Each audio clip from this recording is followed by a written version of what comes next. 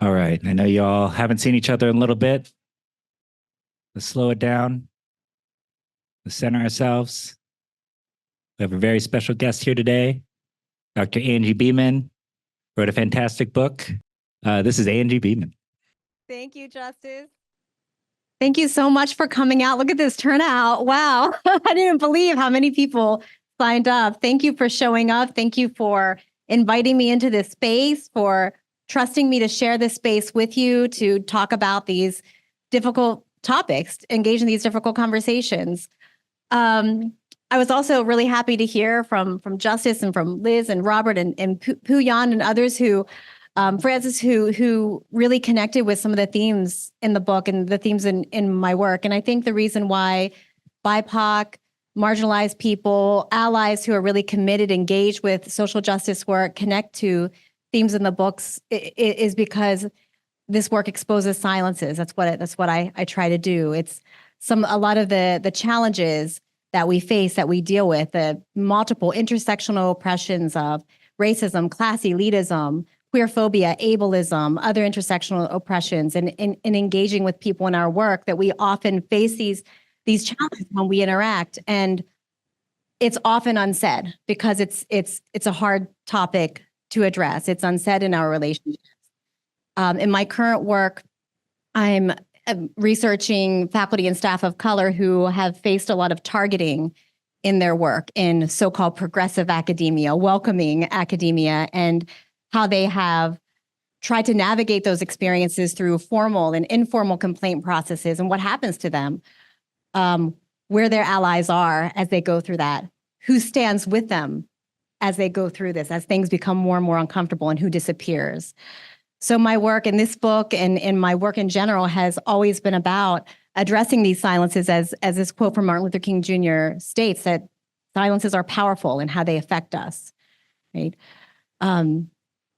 Silences, that my work, it's about how you study silence as well. Like, how do you document silence? How do you study the absence of something, right? The colorblind ideology, race talk, this is really about studying the absence of something rather than the presence of something. So how do you document it, and what happens to us when we expose silences? And that, though this book is on silences on racism, we can be talking about silences on sexual violence and other intersectional oppressions, corruption, what have you. So I wanted to start by reading from my first chapter, and that chapter is called A Divided Left, where I define liberal white supremacy, keeping in mind this theme of silence. So in this part of the book, I'm writing about the reaction to the election of Donald Trump and the despair that a lot of progressives felt, and a lot of the fear that we feel now. So I state, many liberals became outraged and depressed after Trump's election and started forming organizations to deal with their frustrations. In my liberal community, nearly every street had a hate has no home here lawn sign to communicate liberal protest against Trump's anti-immigrant racist policies. The problem with this is that white liberals in my community appeared to care about racism. And while they appeared to care, they failed to deal with their own prejudice against working class people. Classist remarks about Trump voters as deplorable, as racist, as rednecks had become not only acceptable discourse, but a signifier of how truly progressive one was. This classist behavior is an outgrowth of what I call liberal white supremacy, the tendency of liberal European Americans to constantly place themselves in a superior moral position in a way that reinforces white supremacy and social injustice. To assert their moral superiority, they juxtapose themselves against bad whites, who are usually working class and are radically oriented, but more recently have also included other middle-class European American liberals. Because critiques of colorblindness and white fragility are now in vogue, liberal European Americans will openly criticize other liberal European Americans whom they see as less intelligent or less woke. The purpose of this is not to become more woke themselves, but to remain superior vis-a-vis other progressives. Lawn signs, corporate and university statements supporting the movement for Black lives, and diversity committees present the facade that liberals care about racism without having to significantly alter the racial and economic status quo that privileges them. As the African-American sociologist Roderick Bush argues in The End of World White Supremacy, American liberalism is torn between its egalitarian principles and its desire for stability and social order. At the same time, popular books such as White Fragility have inadvertently given permission to white liberals to engage in the very behaviors the book warns against. It has made white fragile behavior acceptable. For instance, in one academic department, I observed a chairperson state that according to the book, white people in the department would cry and become defensive in discussions on racism. Thus, he interpreted white fragility as a guide for predicting and excusing how white liberals were going to behave rather than an analysis of what is wrong with this white fragile behavior and why these behaviors must stop. I also explain how these behaviors fit into my conceptualization of liberal white supremacy. I state, liberal European American middle-class elitism toward other European Americans is class supremacist behavior, but it also reinforces white supremacy. Whiteness is not about skin color, but is a social and political construction that reaffirms dominance and maintenance of the status quo. As Charles Mills argues, whiteness is not really a skin color at all, but a set of power relations. Historically, there was a hierarchy of whiteness with some European Americans denigrated beneath others. To gain the social and political advantages of whiteness, European Americans had to show their support of the racial and economic status quo by distancing themselves from Blackness and expressing their political system or support for the system in place. For example, Irish Americans supporting the system of slavery and engaging in performing blackface. When European American liberals assert their superiority over other European Americans as the better white people, they are constructing a hierarchy of whiteness, not one based on biology, but one on morality, where they are the most superior. They do this to shift blame for perpetuating racism onto another group. Thus, because they identify as liberal and white, support a hierarchy of whiteness, intentional or not, and assert superiority over others, they embody liberal white supremacy. My analysis of the liberal approach to racism begins with Malcolm X and James Baldwin. So here you can read what Malcolm X had to say about liberals and conservatives. This is in 1963. So he's saying that both liberals and conservatives want power, but that white liberals have perfected the art of posing as friends to African Americans, that white liberals use African Americans as political pawns. And he states, the white conservatives aren't friends to African Americans either, but they at least don't try to hide it. So he compares and concludes that white conservatives are like wolves. They show their teeth in that snarl, that African Americans, people of color, know exactly where they stand with white conservatives, but white liberals are like foxes. When they show their teeth, it's a smile, but it's sneaky, he's saying.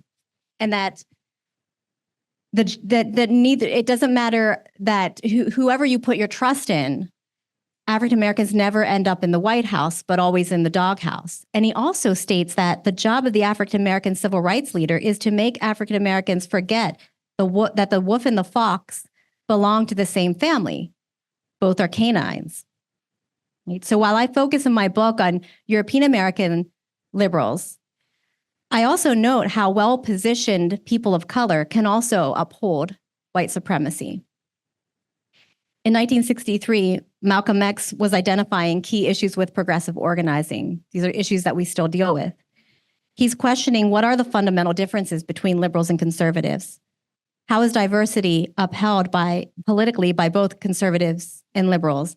And how are African Americans and other people of color used politically by both conservatives and liberals who claim to be their friends?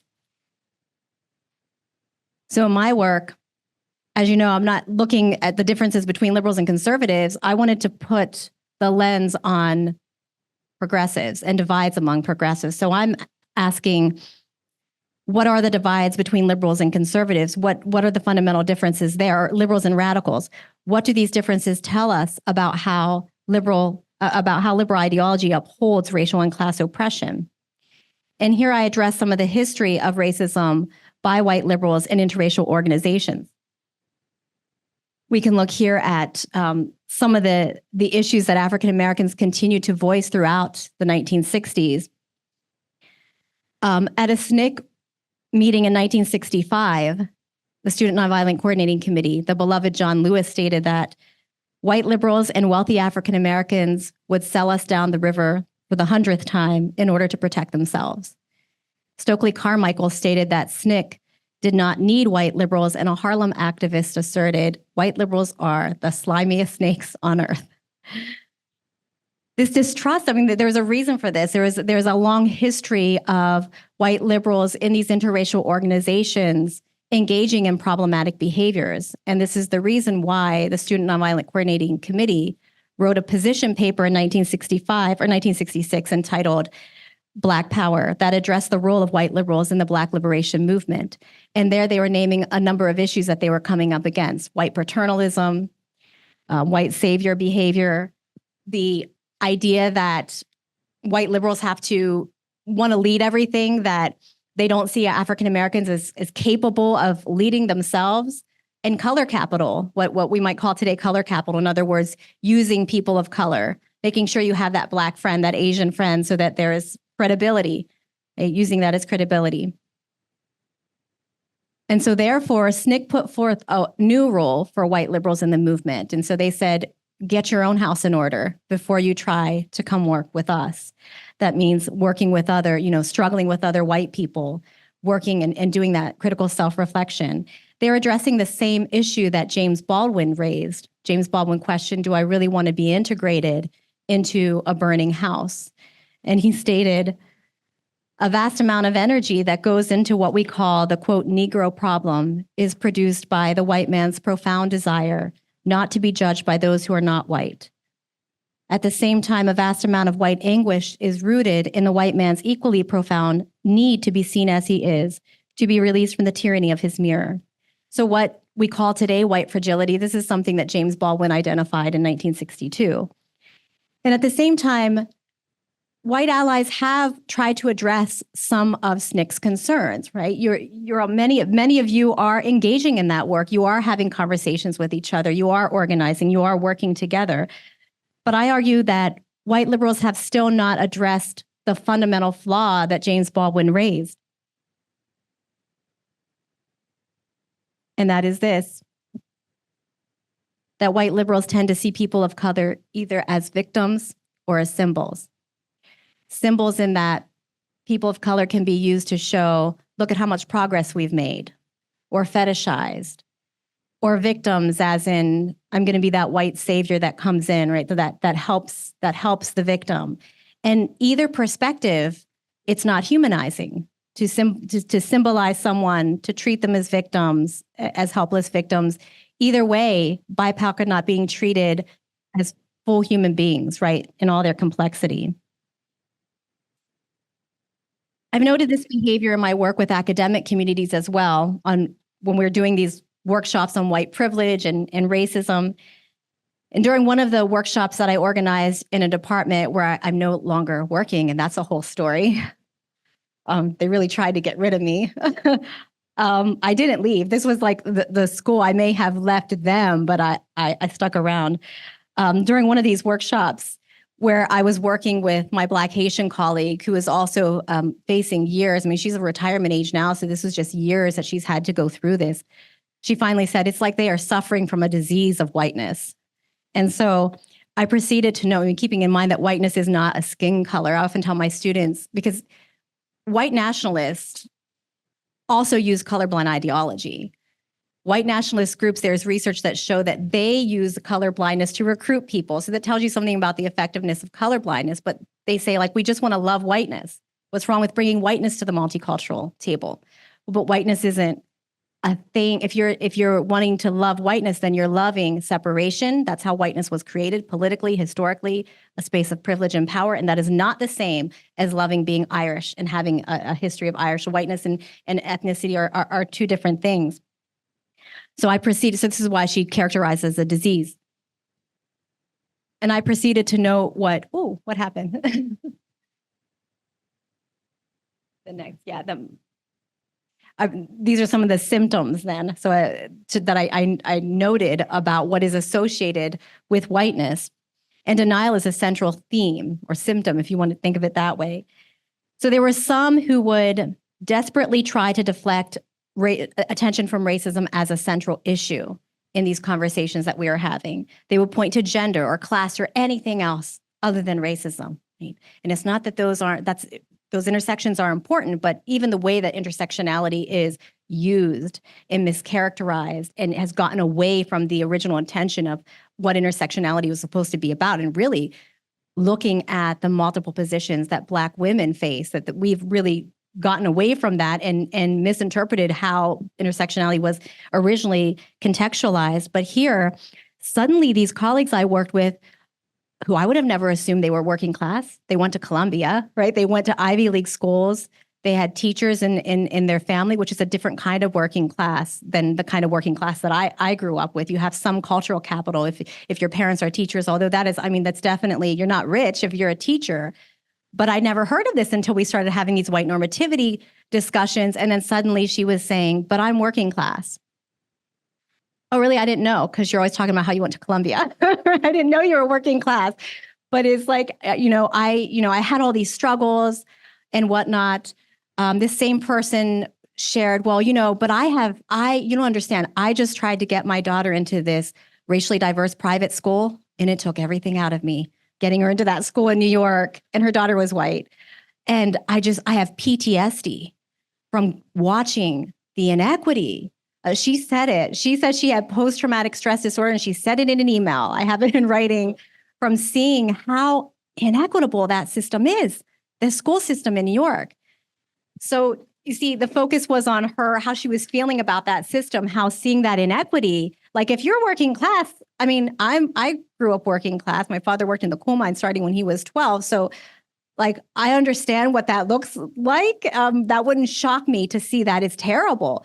But the focus was on how she was feeling about it in these sessions, not what are you going to do about how, like, what can we do to challenge that, to make it more equitable? Her daughter got into the school and like everything was fine, but she was talking about, that's why I had to take the chair position so I could pay for that private school. And it was really, it was really insulting to those of us who actually have experienced trauma, right? Those of us and people in the room who I know have PTSD and have trauma from experiences with overt physical racial violence, and those who have trauma from more subtle emotional racial violence that they're navigating. Some of these same white individuals exhibited symptoms of white fragility that include crying, dominating discussions in a way that kept the attention on them. White faculty would point to their friends or their family who were, like having a Black child, which of course, if that is your child, of course you understand something and that matters to you. But, I have a child who identifies as queer. I have a child who has autism. That doesn't mean that I understand everything about disability justice. I care about her. I care about what she is going through. I care about how she's been targeted, but that doesn't mean that I understand. I can't come in and be like, well, I get it because my daughter. And so a lot of that was going on. They would point to institutional racism as the problem. So here we are in a department trying to deal with the individual behaviors that are affecting us. The reason why you can't retain faculty of color in this department, and specifically you can't retain Black women in this department. And the reaction was, well, but the institution's the problem. And this is tricky because sociologists, when I started studying racism and researching it, that was like the key, just to get people to understand there's a difference between individual and institutional racism. I quoted Stokely Carmichael. Carmichael and Hamilton wrote a book called Black Power, where that's what they were doing, distinguishing between individual and institutional racism. But when we said that racism is systemic, we didn't mean forget about all the individual bad behaviors, right? So that became a way of like, let's point to the university and the structure is the problem, not us. The individual, behaviors uphold that, and the structures are important also insofar as the structure rewards some of these behaviors or doesn't hold people accountable. Other things that would happen in these workshops, white progressives would point to their global research. I was told by a white woman that, well, Angie, you don't know as much as me because I study Africa. I've been out in the world. That was a real thing with her. And There's actually a story about about it in the New York Post. Actually, wrote something about her situation, but she was responding to a report that I wrote that I co-authored with the Faculty of Color Caucus on racism, and she demanded to know, what have you experienced about racism? And she isolated me in her office, and I felt pressured to tell her what I went through, what my mother went through when she came here from Korea, the trauma that my mother faced, how I was beaten up and called a chink every day, the bullying at school. And she was telling me, you shouldn't be identifying with these other people of color, specifically you shouldn't be identifying with Black people. And she was projecting that on me. I wasn't identifying with Black people. We were united in this Faculty of Color Caucus.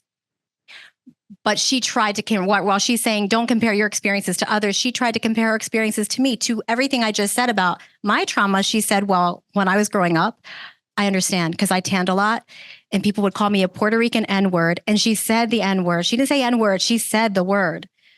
So these are painful experiences, right? Like, I would never say that my experiences are the same as other people of color. But it's just this is why my colleague said this is kind of like a disease of whiteness. It's what kind of behaviors are brought out when we have these discussions. What happens? This self-identified white ally then attempted to try to divide specifically the Black people from me in the caucus, and she wasn't the only one. Out of this experience, I was deemed literally the problem. And I'm thinking here about W. Du Bois and how he was asked, how does it feel to be a problem? And the label of they're the problem, it shifted around. Sometimes it was my Black colleague who was angry. They referred to her as angry, right? Not knowing, like, if you understand racism, how are you using that label? And I've never seen her as angry. In fact, she often tried to monitor her emotions because of that label. So when she wasn't the problem, then the label shifted to me. And I was in many ways a safer target. This is something that I've written about. But the key issue I saw in this case was that I wasn't playing the role of honorary white the way they wanted me to. I wasn't playing the role of model minority. And that's why it was really threatening to them. To play the role of model minorities means that you just be quiet, right? Just act like us, we'll let you in, right? We'll let you have some of what we have, but only a little bit. When you're not really going to be included. But don't ally with Black people. You're supposed to be pit against each other, and we're supposed to be like the allies. You're saying, like, yeah, Angie's really the problem. So that's what was really threatening. So liberals may talk about racism like they did in these workshops, but the ultimate purpose wasn't to challenge it. It was to be viewed as good whites. And in my experience with these workshops, it's acceptable for academics to hold these conversations on racism. But as soon as we started to write it down, to document it, to say, okay, this is what we're seeing, here's the report, and we need to do something about it, that's when it got uncomfortable. That's when the white allies disappeared. And worse, started targeting BIPOC in the community. And that's exactly what happened in my case with this Faculty of Color Caucus. The department chair isolated me in her office. She threw the report in front of me, demanded to know who wrote this, which things did you write, which things did the Black people write, which things did these other people write. And she claimed to support the caucus all along, like publicly in emails. Oh, this is great. The report is great. Of course, because she's a white progressive. She supports Bernie Sanders. So she has that image. It's not going to look good for her to not publicly support a Faculty of Color Caucus, but privately they were isolating us in their departments, trying to pick us apart and trying to intimidate us. And that's when she did this, she said, like, this report, this looks like all you white people need to get your shit together. And my response to that was like, well, yeah, that's what SNCC said. SNCC said, right? You have to work amongst yourselves, get your own house in order before you try to work with BIPOC. And many white liberals in academia and elsewhere in our communities have not taken that call to heart and are offended by it. These behaviors are all part of what I call liberal white supremacy. Rather than listening to BIPOC, trying to understand their experiences with racism, white self-identified liberal participants attempted to control the discussion and competed for the title of most enlightened, most woke anti-racist. I've previously written about a concept I call emotional segregation.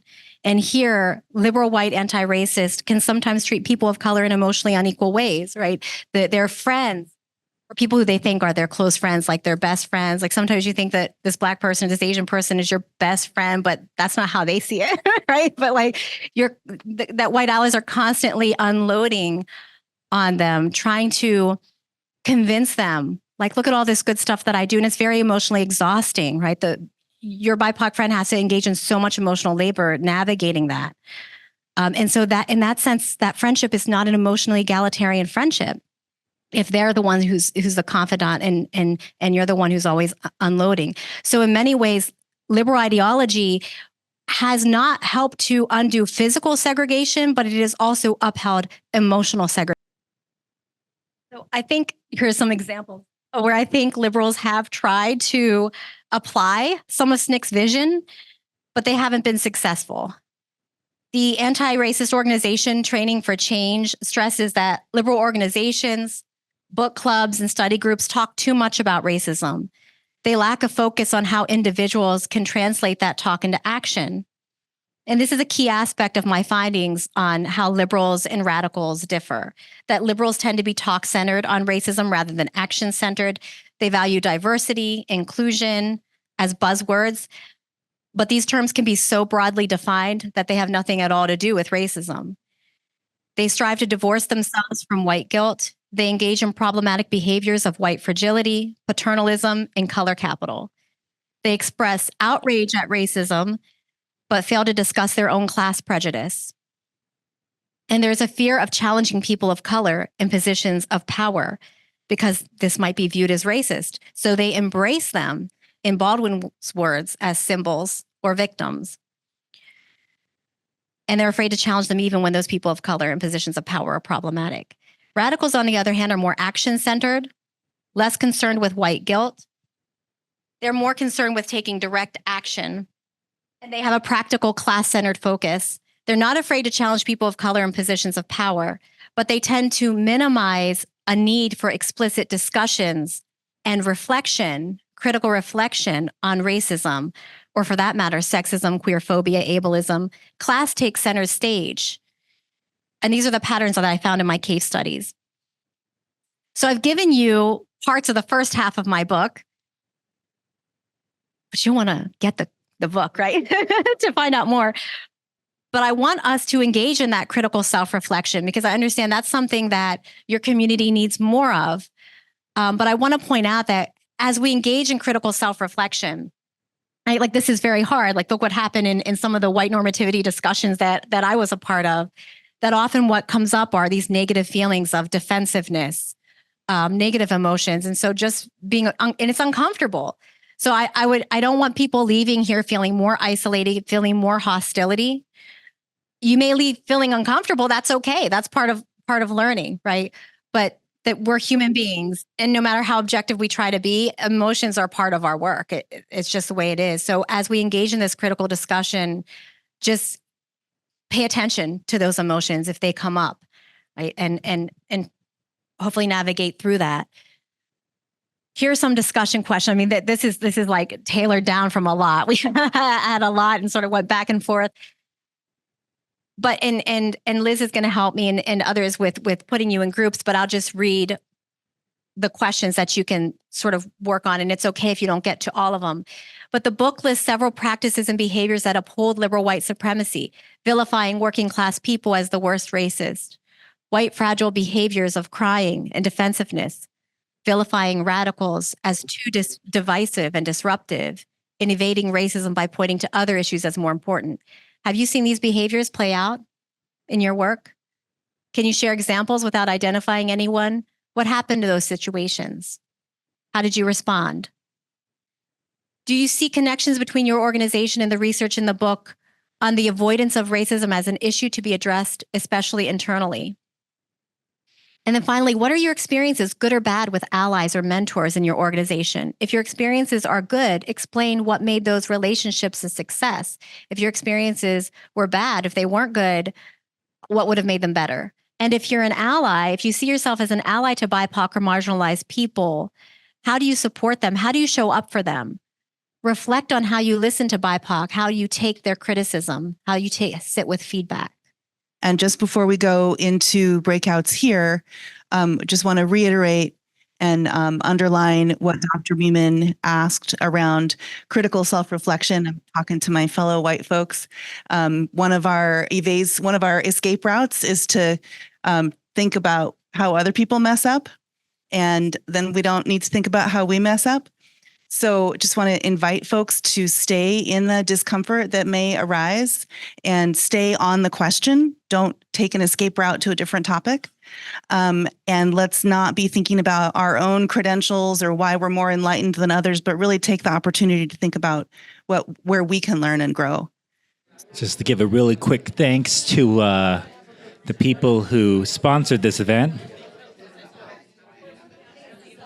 That's Peace and Justice Action League, NAACP Spokane Branch, Greater Spokane Progress, Asians for Collective Liberation, Spokane Community Against Racism, and EWU. I messed up my own. So up here we got 3 chairs. We want 3 people to come up. It's kind of popcorn style. So if you have something that interesting came up in your conversation, or you hear something interesting and there's an empty chair and you have a response, come on up and say some commentary. Can I get some volunteers? Anybody have anything they want to chat about that came up in their group discussion? Come sit down. Come sit down. I'll have a conversation with you. Sounds good. Hello, my name is Ali. I use they, them pronouns. And one of the things that got brought up in our conversation was specifically when you're working with BIPOC folks in a predominantly white space, how can you actively support those people? How can you actively reach out and say, how are you doing? Or are you experiencing racism directly if you aren't close enough to them or aren't familiar enough with them to feel comfortable doing so, I guess. I would say don't. If you don't feel comfortable, no, that's kind of like, that's the weird, I feel like there's always an awkward like tension. And this is kind of how it works, right? I'm just responding because I'm up here giving an example. But yeah, if it's not comfortable, that's, kind of check in. Yeah. So in the context of like what we were talking about, our person was working alongside a Black colleague in a very rural white area that they knew was a hotbed for racism outside of their workplace. And not long after they left the job, their Black previous coworker left the job. And they felt like, well, maybe I didn't do enough to support them as a white person within that organization, that made them feel unsupported or feel like alone in that position. And so that's kind of, Anybody else? Angie? Come sit. Yeah, I want to give other people a chance to. Here we go. We got some responses. There we go. Now we're cooking. Cooking with gas. Hey, Ollie, have a response to that. My name's Hadley. I use they, them pronouns. I liked Justice. I like how you said don't, because I am sitting with like a reaction to some of like the white saviorism or like the like, hey, I want. Sorry, I'm processing it like very rapidly. I have a tendency to try to overprotect for all of my peers of color and think that I can stop the flood of racism with my awesome whiteness, and that's silly.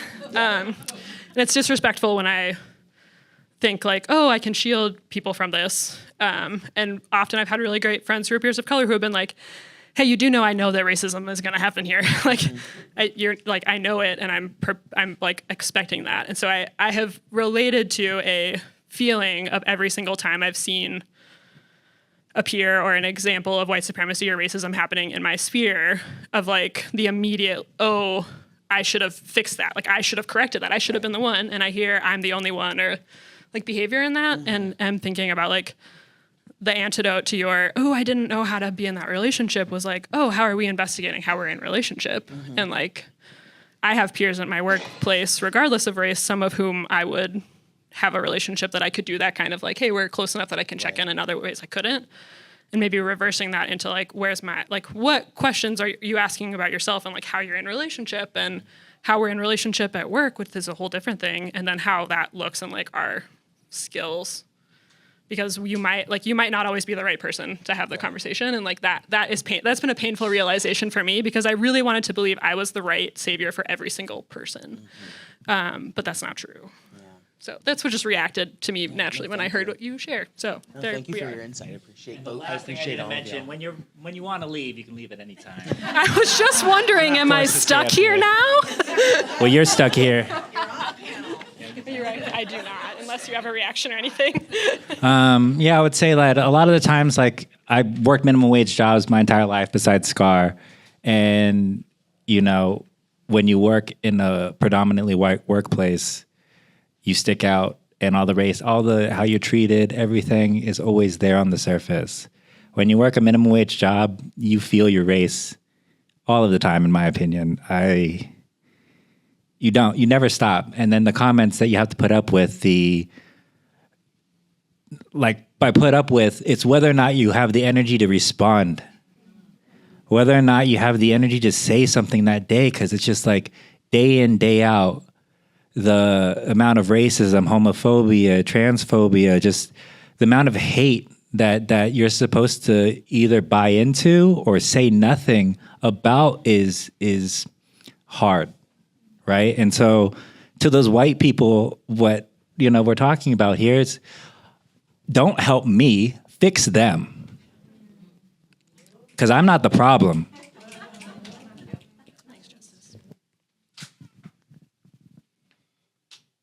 Anybody want to say it?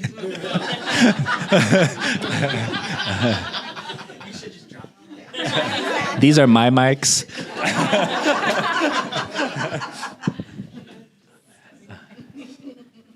So that was an example of a popcorn. I know we need to get a little bit out of our shell to get it. I hope, some of us do feel a little bit of that passion or that rage, or maybe that confusion. Maybe you need that clarity. This is the space. This is the time. It might not come across well, but we're coming across it together in community. I do appreciate, and if I can add, the randomness of the groups, because this is, to me, what it's like to work a minimum wage job. Yeah, most of y'all are white. And yeah, we get mixed in with you, and we have to deal. And so I wanted to put that in perspective as we do work in these groups, as we do participate in this activity. So thank you. Yeah. Hi, everyone. I'm Devin. I use she, her pronouns. So in our group, we were... one of the things I wanted to bring up related to kind of the first question is a lot of the work that I do at my organization is trying to have some of these conversations with mostly white people, and being mindful that these are some of the first times folks have had these conversations. So there have been instances where it's been a mixed room of folks who are very well versed and folks who are not. And there have been comments made that not always appropriate. So trying to figure out the balance of how do we continue to meet people where they're at while also having gentle call outs for folks when those comments happen without them shutting down. And I don't know if there's really an easy answer to that, but that's something that I'll share that I wrestle with in my work. What you just said, Justice, about don't help me, fix them, really hit home. And I think that it relates to what you just said, too. Sometimes it's a gentle call out. It's not going to do it. And the times in my life when I've found myself coming up short and doing the examples that we're just talking about of failing to meet the moment comes... What's that? Oh, okay. Is it better? The times where I find myself failing to meet the moment have been when to do the right thing would be to risk a relationship, to risk being disliked, being cast from the herd, and so you'd go and maybe console the person who just was the victim of something bad. Promise that I'll never do that myself. I'm glad I'm one of the good ones, and kind of do the things that try to mitigate the harm, but you don't want to stick your neck out to be the one that is a co-conspirator instead of just being an ally. And so that's, I think, the cost that most of us don't really want to talk about is what it does to us socially in our own privilege, in our own relationships, and the things that we want in life. If we're going to be cast as an agitator, what does that do to our careers and to our friends, our standing in our social group? And that's what we have to start putting on the line.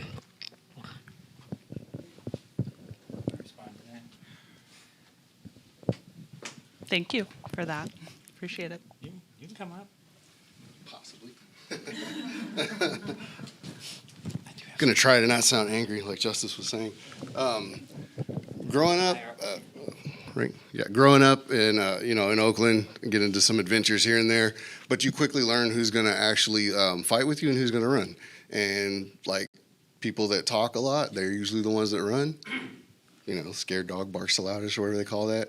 And I find the same thing in this nonprofit world. I started in October of 2022 at the place I'm at now, and so I've been able to observe things and see a lot of the dynamics play out. And human nature is human nature. People do the same thing everywhere, and you see the people that are like buzzwords, let's be inclusive and all that, and then when the shit hits the fan, you're going to be able to see who's going to do what and who's going to back you up, who's going to check other white people. And in my experience, if someone's calling themselves an ally, they're usually not, because if they're self-proclaiming it. And you see people who want to give space, you see people who want the space, and you see people's motives, and it's all there and it's all out in the open. But like Justice said, usually you're just like, I don't have enough energy to deal with that. I'm going to let it slide. And that's just how it is a lot of the time. We just kind of float through life having to be like, am I going to drive myself nuts doing this battle? Or am I going to just suck it up and let it, play out? Or, I don't know. I think about Andy Dufresne a lot from Shawshank. Or, Edmond Dantes and Count of Monte Cristo. So that's just kind of what I'm thinking about a lot of the time. There's a chance. Sometimes there's an opportunity to educate and share. Sometimes you just have to sit back and watch how things play out. And that's just my experience for my own sanity. If I can respond to your question as well. I think it's interesting when we always think of the reverse, right? White people apparently are hard to educate, but y'all are always willing to educate BIPOC people any chance we fuck up. That's all. Thank you. But yeah, we probably next question. You want to go to the next set? Okay, well, I have some things to say before the next set. Well, no, it's with this. I mean, I do have some. I have to. You stepped this Where's far.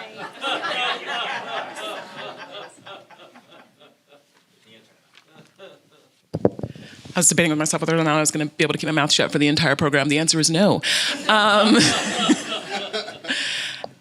Two things that popped into my head from these questions and from hearing this.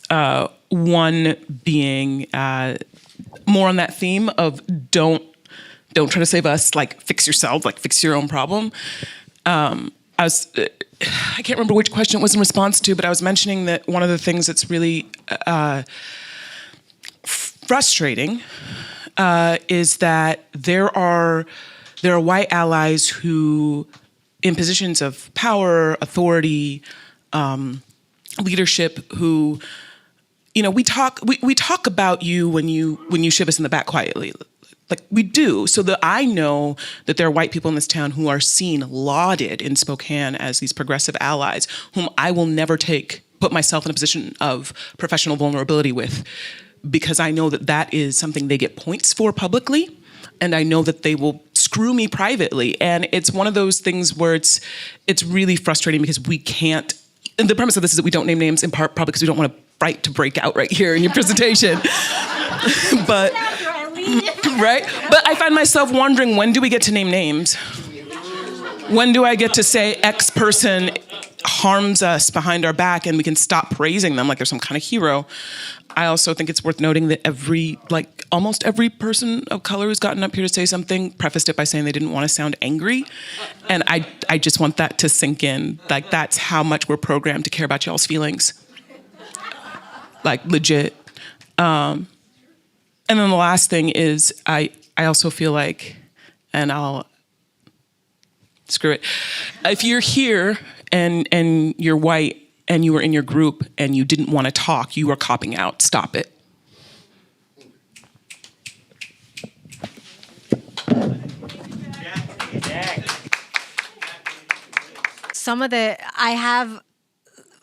we're going to do another discussion set, but I did have some concluding thoughts that I was going to share after that if there's time, and it's all about how to be a co-conspirator ally, or like some of the things that work, because that's always a question that comes up. But if we get to that, I can share those thoughts. But I mean, pretty much everything that was said here,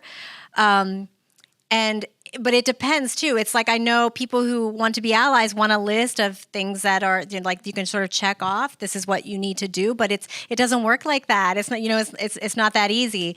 It depends. Things that work for me, the people who I find are my co-conspirators, or that I'm a co-conspirator for, that might not work in your situation, in your relationship. It depends. But I can later share some ideas. And I did write a piece with Sadali Malaku.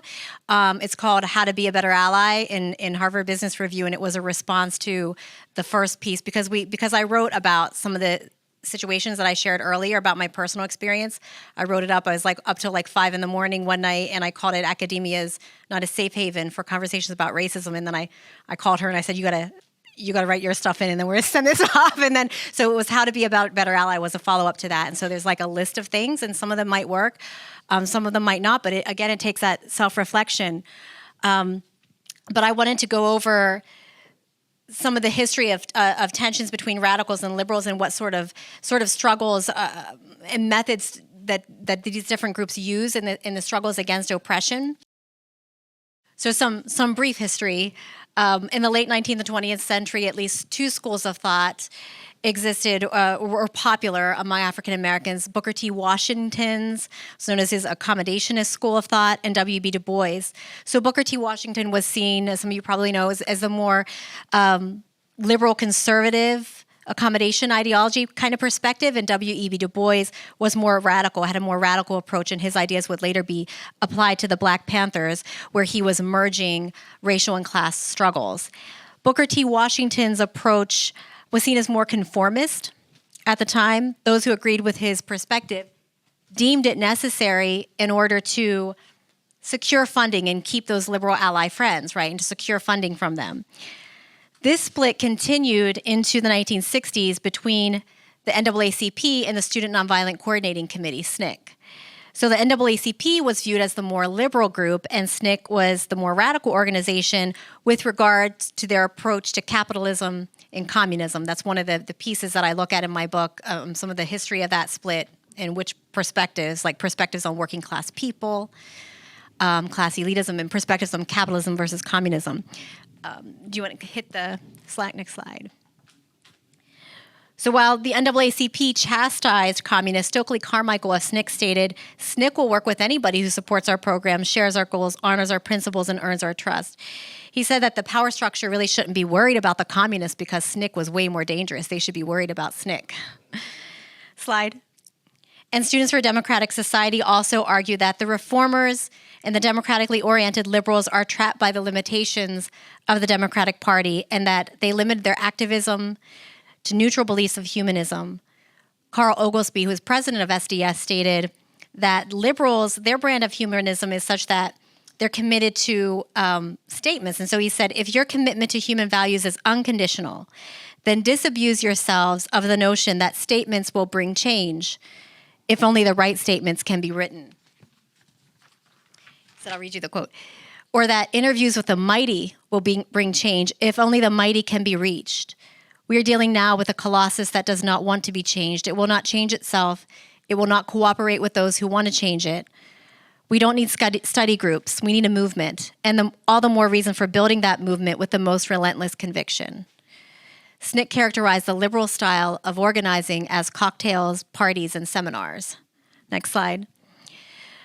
So this is why King also became increasingly frustrated with white moderates and with liberals, and I'm sure you're all familiar with and have seen this quote multiple times, his letter from Birmingham jail where he states, "I have almost reached the regrettable conclusion that the Negro's great stumbling block in the stride toward freedom is not the white citizen's counselor or the Ku Klux Klaner, but the white moderate who is more devoted to order than to justice, who prefers a negative peace, which is the absence of tension, to a positive peace, which is the presence of justice, who constantly says, 'I agree with you in the goal you seek, but I can't agree with your methods of direct action.'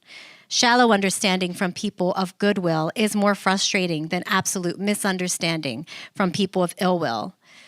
This aversion to tension, the focus on professionalism and gradualism was the approach of the Board of Education in my first case study of this racially diverse, politically progressive town, Essex Town. The Board of Education in this case attempted to use their appearance as experts to maintain consensus and to shut down public dissent. Does that happen here sometimes? To create change, liberals in this town tended toward non-confrontational tactics like petitions, brief school-sanctioned walkouts, and testifying at meetings like the Board of Education meetings. When they did join rallies outside of their communities, it was usually a popular, highly anticipated rally like the Women's March in Washington, D.C. And anyone who didn't go is like, you're made to feel bad because you should go to that march, everybody's going. But they weren't going to smaller rallies right next door in Newark, New Jersey. Next slide. A radical activist in my second case study on grassroots interracial movements working against real estate developers had this view of white liberals in those kinds of popular marches. He said, Anglos have a way of doing things, being so conniving, and they're not in the fight, in the trenches. But if the publicity is there and the newspapers are there, they'll show up, and the people of color hate that. It's important to see them, but then when are you going to step down into the trenches and do something? Next slide. Oh, thanks. Good, keep it there. In my next case, my case study of Essex Town, that's on the left there. Liberal residents focused heavily on electoral politics rather than disrupting meetings or openly challenging Board of Education members to change the community, to change and pursue social justice through direct action, likely because they didn't want to trouble those relationships, right? So someone was mentioning before the social relationships. They didn't want to trouble those relationships because ultimately they wanted to be in power too. That was their goal.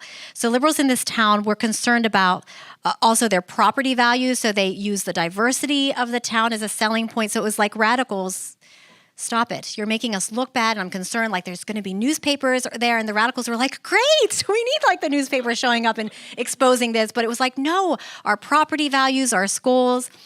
So while they discussed racism in book clubs, they weren't confronting the white political machine that was running the town. The neighborhood was diverse. The schools were diverse, the principals, there were black principals. The leadership of the town was white. The people who were running the services, the superintendent, the leaders were white, but the town was very diverse, and principals and teachers were black. There was diversity there. The white liberals in this case viewed the white radicals that challenged this political machine as troublemakers, and they were making the town look bad. Thus, the liberals saw themselves as the superior, better behaving white people, and they often chastised the radicals for being disruptive at meetings. But when the radical methods worked, because their goal was like what MLK was saying, they both had the same goal. They wanted to get rid of this corrupt superintendent, and they all agreed this guy is bad. He doesn't treat the teachers well, he doesn't treat the kids well, and he's just trouble. So they agree, but they didn't agree with the radical methods. And when those radical methods worked, and they did rid the town of the corrupt superintendent, the liberals took credit for the radical success. Right? And you can read in the book, there's significant turning points in this case, in the Essex Town case, and I go over those turning points on pages 66 to 68 of the book, but I'll read to you some of the tactics that liberals used. So I have a table with all of the tactics that liberals used to marginalize the radicals during this movement, though at the end they said that, this was great, they got rid of the superintendent. So emphasizing proper procedure. You might recognize some of this in your own work. Liberals publicly blamed radicals for disrupting meetings. The superintendent publicly stated that the radical group was preventing the Board of Education from determining next steps, understanding both sides, allowing things to work out. The Board of Education vice president stated that the radical group should use appropriate channels. Board of Education members equated dissent with following proper process and speaking for 2 minutes. That's how you do dissent. Another tactic, emphasizing civility. Liberals claimed radicals were uncivil on social media. Liberal town leaders called for civil discourse when radicals interrupted meetings with questions or tagged leaders in posts on social media, which the Board of Education characterized as bullying. You're acting like bullies by tagging us on social media. The Board of Education made a public announcement emphasizing kindness, respect, and propriety to quiet radical dissent.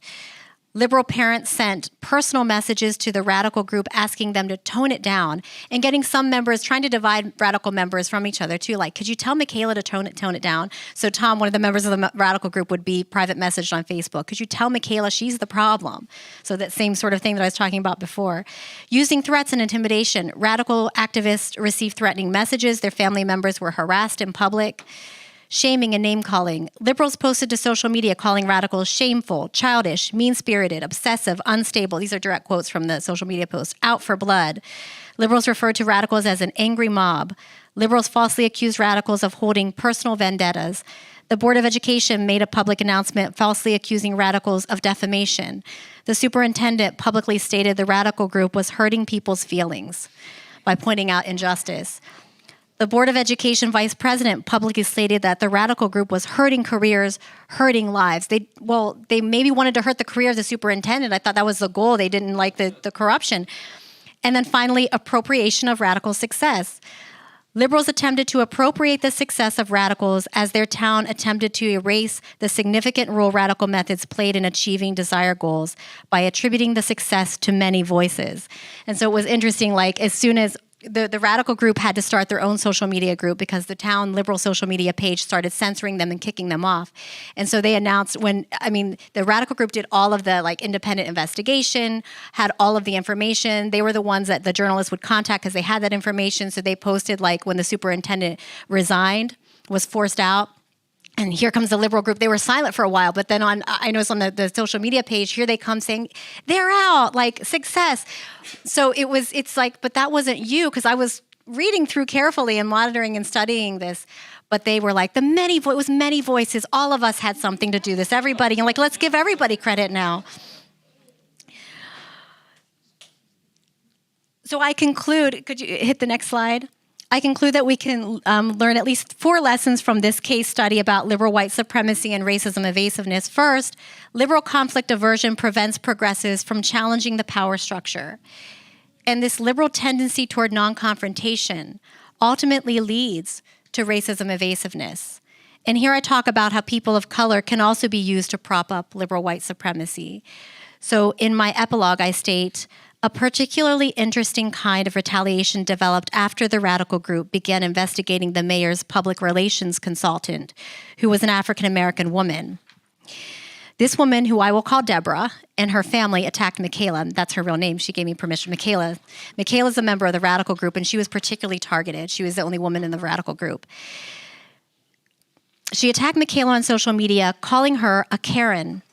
While she was working with the mayor on public relations, Deborah was permitted to run a local performing arts organization that was supposed to be a charity. However, according to the documents that the radical group discovered, she and her family used the organization as a vehicle to enrich themselves and their families. The evidence showed that Deborah would sell alcohol at events without a liquor license and set up credit card machines to funnel payments into her family's for-profit companies. In addition, they would make event organizers submit payment to these private companies instead of to the performing arts charity. Their nonprofit charity status was revoked by the IRS in the summer of 2018, yet they continued to hold events claiming they were for charity. Due to her company's unlawful activities, Deborah was charged with third-degree theft in 2001. Deborah accused Michaela and Barry of being racist after they shared this evidence on social media. Because Deborah tagged Barry's workplace, Barry was another member of the radical group. She tagged his workplace in one of the accusatory tweets. Barry felt pressure to step down from administering the social media page that the radical group started. In her retaliation, Deborah used language that centered racism, but she did so to keep the focus away from the corruption in which she and the political elites were engaged. One of these political elites was the mayor. Police officers in Essex Town informed the radical group that the mayor used racist language in private settings. At the same time, the mayor would use people of color like Deborah and other important town officials to support his agenda. After the murder of George Floyd, Essex Town had a vigil at the town hall. The mayor took advantage of this vigil, posing for a photo opportunity beside his daughter, who had a Black Lives Matter sign. Both the European mayor and Deborah, an African-American woman, contributed to the agenda of elite racism evasiveness, and class evasive liberals. Lesson 2, because liberals wanted to be part of that power structure, and because they had an elitist attitude towards radicals, they developed tactics to marginalize and discredit radicals. The liberal tactics of focusing on proper procedure, civility, and threatening and shaming radicals were employed by the power structure to delay and prevent the goal of exposing social injustice and corruption. These standard liberal tactics can be used against people who attempt to expose racism in their institutions. Third, liberals appropriate the success of radical movements, but do not adopt radical methods to continue that success toward creating significant change. Right? The methods worked. They appropriate. They say that they won, but then they don't want to use that. In this case, appropriation occurred when liberals portrayed the success of the radical group as their own, and then implored the community after that success to please, can we return to civil discourse now? In electoral politics, they wanted, okay, let's get engaged into a whisper campaign. That was their next step.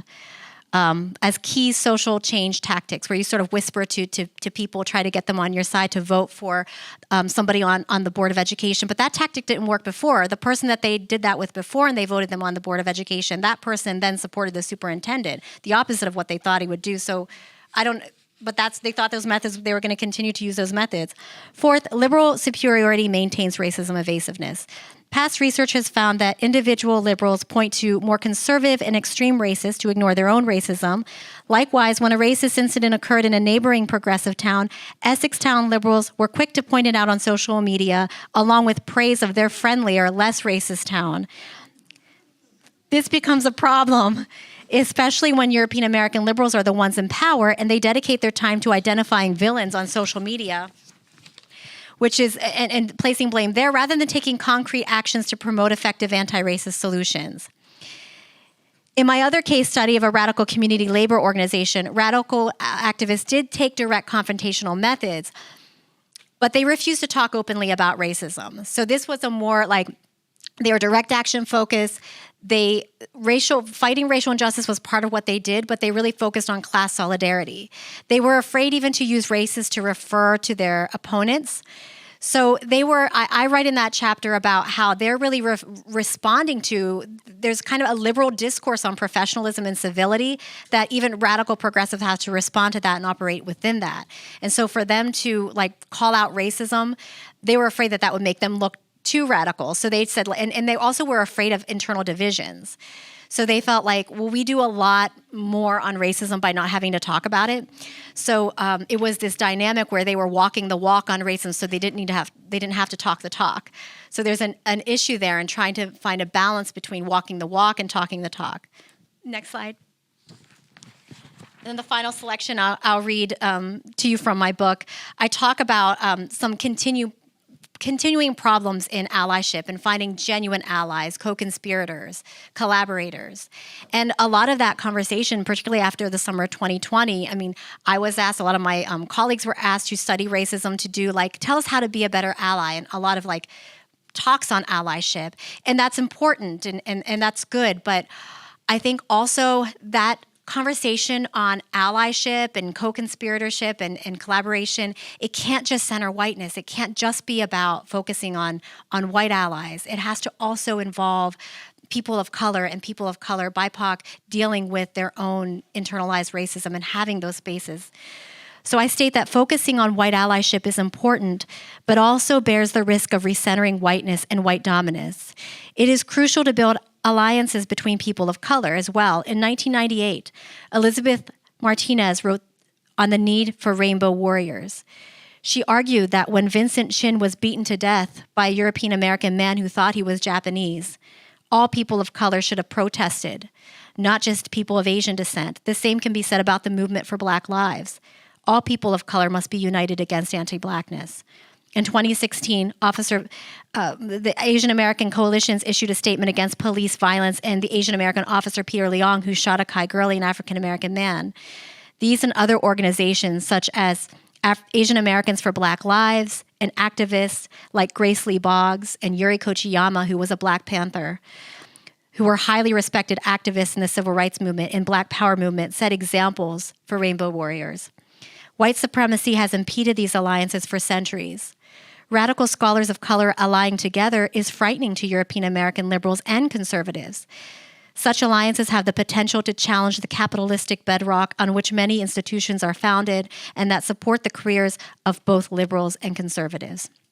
Perhaps this is why the Federal Bureau of Investigation took note of Du Bois's travels to Asia and feared that he would, quote, unite the yellow and black races in opposition to the white race. That's from the FBI files on Du Bois. People of color must struggle to create and maintain these alliances, and European American allies must resist the urge to interfere with, interrupt, and retaliate against them. This retaliation takes many forms. When I developed that faculty of color caucus affinity group with black faculty that I mentioned, white faculty reacted in anger and verbal attacks by spreading harmful rumors about members of the group. It was clear to us that we had disrupted the space, academic space, that European American faculty felt belonged to them, because academia is supposed to be white space. Our meetings would often be interrupted by a knock on the door with some excuse of needing to share something with us. One European American faculty member accused us of racial hostility, even though she claimed to support the need for this caucus in the first place. She supported the need for us to have an organizational and writing space. These reactions and accusations toward affinity groups, caucuses, and cultural centers meant to provide a safe space for people of color have been documented in research on the transparency phenomenon in predominantly white institutions. Genuine allyship from European Americans allows space for BIPOC to organize without interruption and without viewing such alliances as a racist attack on them. People of color have experienced centuries of internalized racism, violence, and trauma that we must deal with together. We have our own divisions to address, and we must be giving the same voice and space as European American allies. Next slide. So then in the next set of questions, I'm asking, where have you seen these divides between liberals and radical approaches in your work, either internally in your group or externally, maybe something in how your group is publicly portrayed? Are there disagreements in your organization over the methods that you should use to address injustices? And how are these disagreements resolved? Next, what would radical intersectional solidarity or rainbow warriors look like to you? And finally, does your organization have policies to protect people who bring forth complaints about discrimination and retaliation? Do you think these policies work well in practice? If yes, how do you know? If not, how would you change these policies to be more effective? And what are you willing to do to support BIPOC and those who are targeted for their work? Hello, my name is Justice for All from Spokane Community Against Racism, SCAR. I want to use my privilege as the video editor to tell you about a few edits where we cut around an individual. For reference, I'll refer to this person as Human One, both in this video and the transcript of their words. My intention is for this to be a learning experience for us all. I want to highlight this quote from the film, Sorry to Bother You. If you get shown a problem and you have no idea how to control it, then you just decide to get used to the problem. This was a fantastic event, but something did happen that regularly happens at meetings in Spokane, focused or centering BIPOC issues. A non-person of color, a white person, says, "What about us?" or gives their perspective on why they disagree. My issue is not only with what was said, but our collective lack of response to it. The idea for Hopcorn Popsy was to create a space where there are mutual levels of understanding. Oftentimes, we do hear problematic things or questions that aren't adequately addressed in these meetings. People raise their hand and say the same things that Human One did with an unquestioned platform. It was our first time trying this activity, and I don't think we adequately addressed this problem either, but I do think it went much better. I have talked with people at this event, and the reason why I brought up that quote is because a lot of people said they did want to say something, but held back, and I feel like that is something we should continue to question. I want to thank everyone, including Human One, for speaking. I appreciate those who participated in that brave space and want this video edited to show you won't be targeted for your honest participation. I wanted to highlight those who participated in the first Popcorn Hot Seat session. I felt that was very productive and a great learning experience. I'm not here to shame any individuals, nor do I want to further perpetuate harm, so I'm cutting around Human One to save time, but I'm leaving in the responses. The harm I felt in the room was not only caused by Human One, but those who laughed along with them in their own limited perspectives.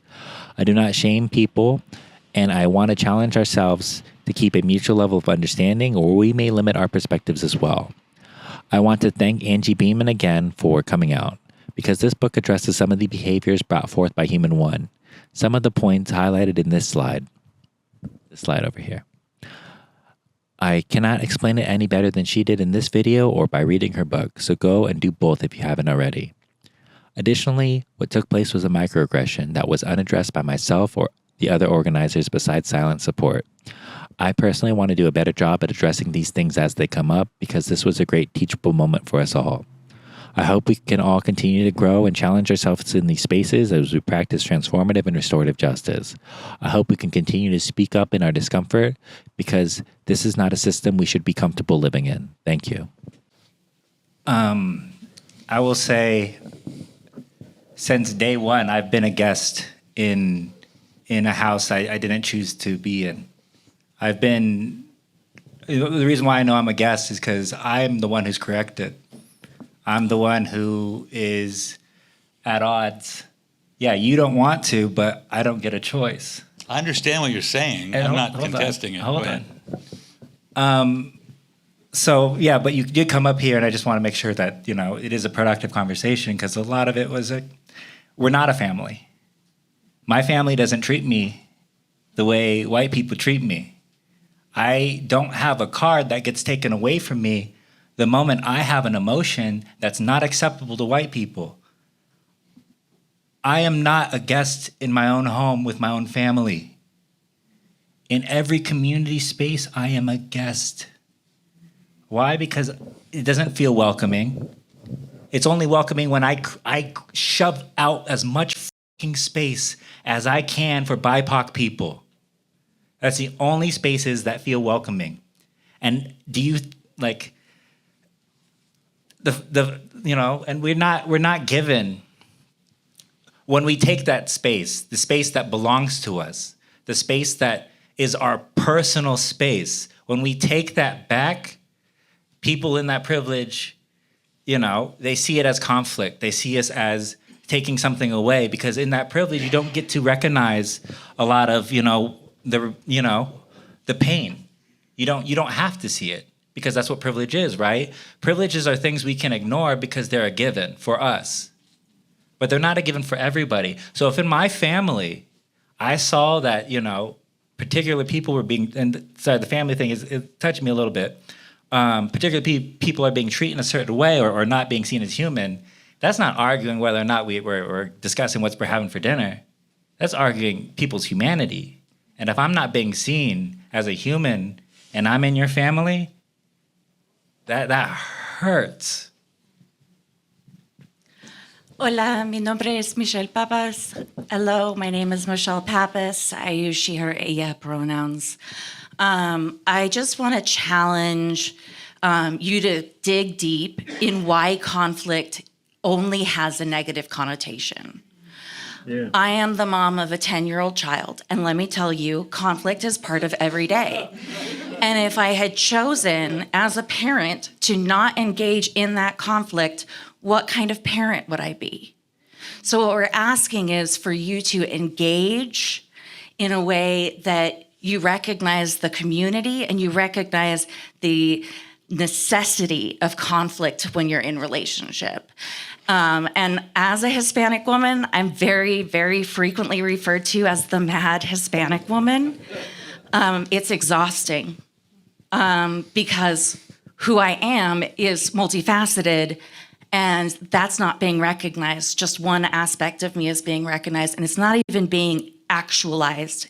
It's barely being acknowledged. So I would challenge that conflict is actually the sign of healthy relationships.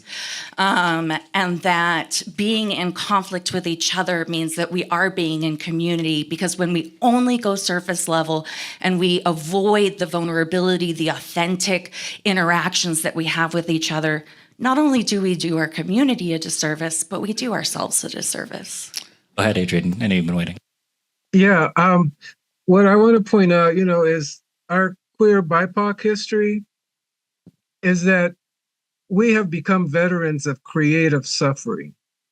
We have learned to reimagine our pain as a stimulus for transformation. And this is what we have also learned to live with uncertainty and discomfort as we move forward. This is what white liberals have failed to understand, that any kind of transformational change, structural change, you've got to be okay with discomfort. In fact, you should welcome it because it means you're learning. Things are changing. That's it in a nutshell for me. And I mean, you all said it so well, so I have not much to add except this issue of wanting more healing space. I just like to welcome you to consider that this might not feel healing to you, but this is the space that I was asked to come in because BIPOC people of color have said that this would be, that my book was healing to them, that having this open, it feels healing to us. And the example that I shared of the Faculty of Color Caucus, we went through the exact same thing that was like, we didn't have a problem until Angie and these other people wrote that report. We did have a problem. It was just that we were silent. We were silent about that. And we are keeping it silent for the comfort of white people. And when we felt like it was safe to speak up and actually share and try to engage and heal that space, then we were attacked. So it was like we felt like we were taken advantage of. So we were going to have like just a concluding space of if there's one idea that you're taking with you, if you want to just share that out. And then what are next steps for people who are working within organizations or what you're doing individually? What are next steps for you? Do you need more spaces like this where you have this open and honest discussion? And if that's what you need, do you need someone from the community to lead those spaces? And if you do, are you prepared to protect that person from targeting and hostility? Are there things that have been silenced that you need more time to talk about? So key ideas and what are the next steps? M.E. Martin, if you want to unmute. Yeah. Hi. So definitely next step. We've been starting this conversation in the organization that I'm in. I've been there only 3 months now, but it's further continuing this conversation as well as encouraging more accountability or self-accountability, both within amongst leadership as well as client-facing folk, holding our leadership accountable for these conversations and the transparency of what do these conversations look like? What trainings are they taking? That's just something that's coming up. And so it would be super great to connect with more community organizations and helping with that conversation, because I think our organization needs that a lot more. Thank you for sharing out. I will like to add, SCAR has purchased a bunch of Dr. Angie Beeman's book. If you are a SCAR member, guess what? You get a free book. How cool is that? If you're not currently a SCAR member, hint, hint, sign up. But yeah, we can continue to have these conversations. SCAR is actually really good at facilitating these spaces. We have SCAR Wellness every Sunday at 9 o'clock in the Saranac Commons. We used to have a licensed psychiatrist. We're looking for another one. We didn't scare the first one away. They had to move. But that's a way where we can come into these spaces and talk to each other. And we have a lot of rules for conversation, but it's a way that we can have these really deep, hard conversations with one another, as well as a million other spaces I'm not going to tell you about because I have something more important to tell you about right now. Right in the back, if you want to support a BIPOC-led group, this is Spokane Community Against Racism. We've been working on this for several years. This is our platform for change. Please sign on and get your group to sign on. This is a community collective thing. We've had people who have been impacted by police violence as well as stakeholders of various kinds. This is our biggest project, and we have not received enough support as of yet. So please sign on and let me know what I can do to get you to sign on. All right, we got some stuff in the chat. We have accountability consists of a true and lucid consciousness of the situation and assuming that the risks and responsibilities that involves. Do you want me to read them all? I would love for white people to keep thinking about how they're going to continue doing the work while decentering themselves and whiteness in general. Another person said, looking at conflict as a positive and productive part of change, that and avoiding uncomfortableness. I saw some highlights. This one has 6 likes.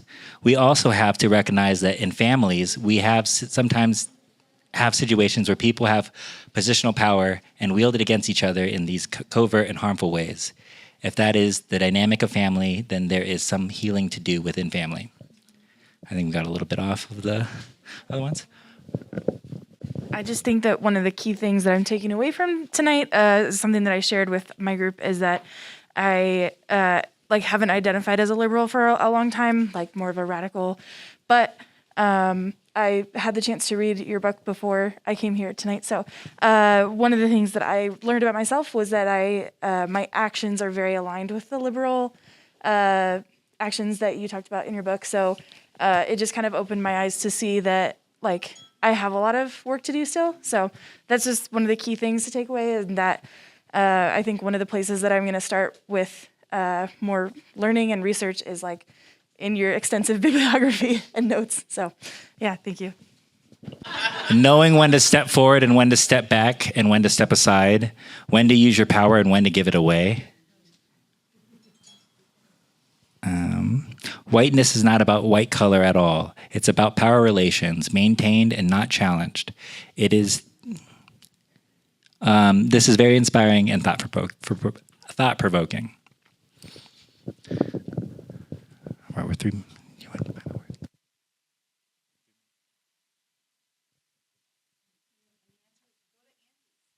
Or sign up to be a SCAR member.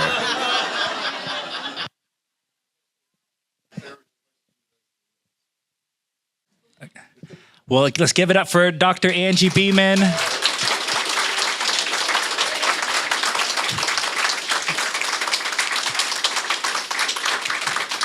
Thank you again for allowing me to be here, for inviting me to this space and working with you. And good luck. If there's anything in the future that you need, if I can be helpful, please let me know.